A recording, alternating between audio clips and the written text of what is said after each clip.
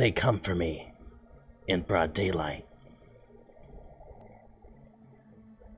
Over the last few years, they had removed 9 toes, 12 teeth, 1 finger, and 3 feet of my large intestine. There are no scars. They leave no other evidence.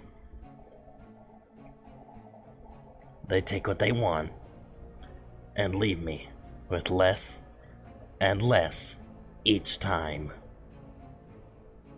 Every visit diminishes me. People can't see them. Dogs can, though. Cats, too. Maybe birds. They'll howl, or hiss, or fly away. But that won't deter the visit. From what I've learned, nothing will. My right thumb was taken 4 days ago. I was walking to the supermarket when I felt the telltale prickles of static electricity cascading down the back of my head and neck. Pigeons in the area began to screech. The sense of weightlessness I'd grown to know and dread swept over me. And as I was lifted into the clear sky, I saw my replacement continue his walk. He always continues exactly where I'd left off.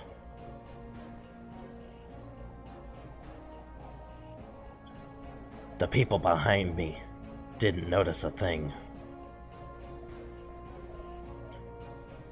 I know the long pole skyward is an illusion.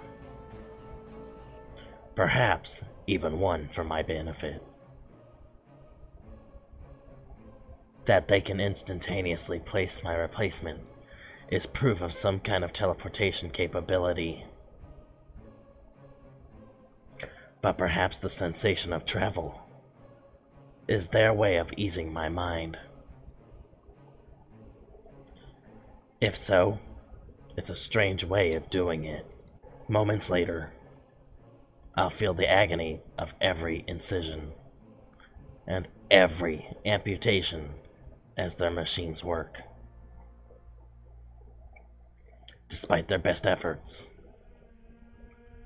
I am not, and never again will be, at ease. After my first abduction, I was deposited where my replacement had been. The physical transition was seamless, but the mental and emotional ones were not. For those sitting in the room with me, I went from laughing at a joke to shrieking and pulling off my shoes and socks to reveal my missing pinky toe.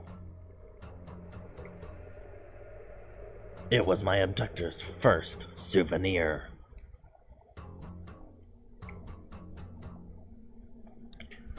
At the hospital, my checkup yielded no issues. None whatsoever, in fact. I appeared to be in perfect physical health, save for the missing toe. I was unsurprised when they wouldn't believe what I claimed had happened to me. I was kept overnight for observation, then given a prescription for anti-anxiety medication, and discharged.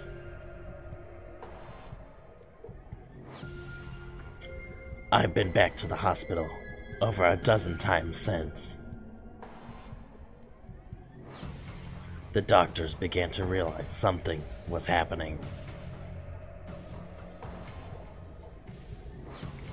They noticed the perfect, seamless amputations and extractions of parts of me that previous x-rays showed were quite present at the time of the scans.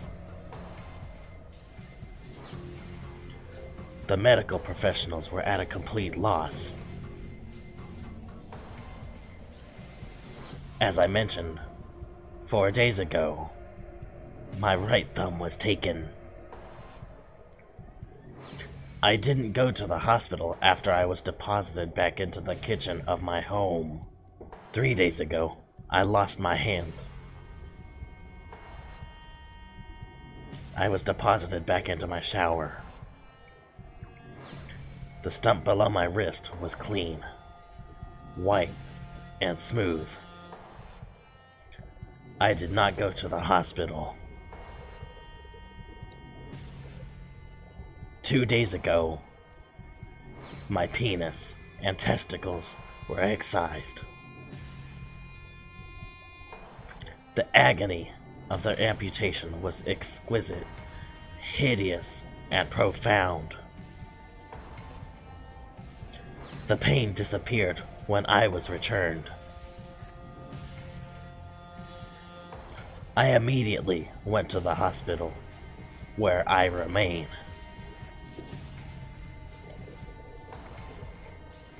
The head of the hospital made many calls.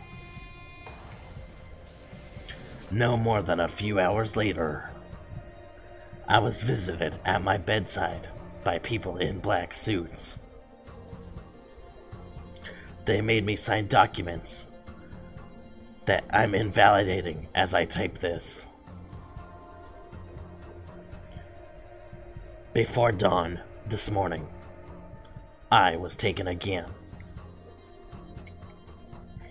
It was the first time I was abducted at night. It was also the first time I saw the faces of my abductors.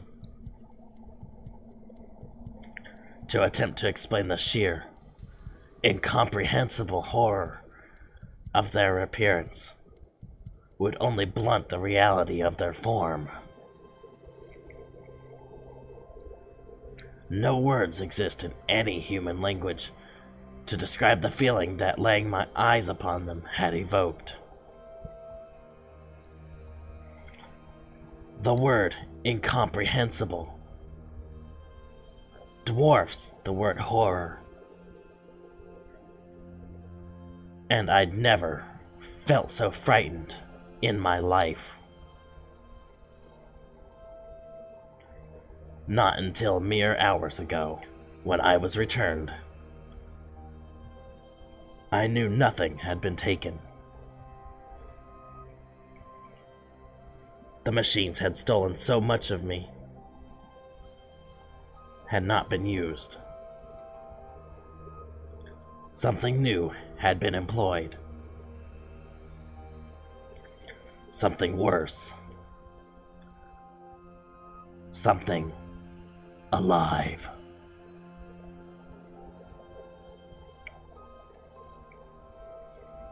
I was swapped with my replacement and found myself where I'd been beforehand. My hospital bed. I began to scream with a force that caused blood vessels in my eyes to burst.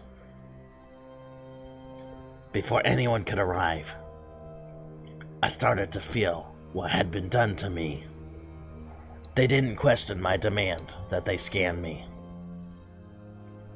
They didn't even hesitate. And when it was over, no one spoke. No one even looked at me. Their eyes were glued to the screens. 2 pairs of them began to leak tears down horrified faces. That was all the confirmation I needed. I'm typing this with the laptop I'd been given to compose my last will and testament. But I have nothing to give. and no one to give it to. This is more important.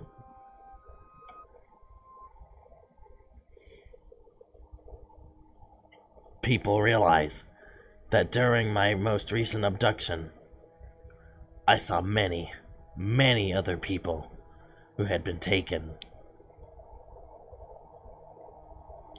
People of all ages and races from what appeared to be all over the world.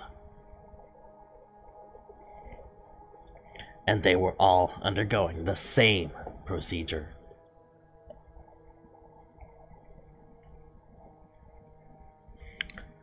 I don't know how much longer I have. By the looks on the faces of the hospital officials and the doctors who saw the scans, I can't imagine it's very long.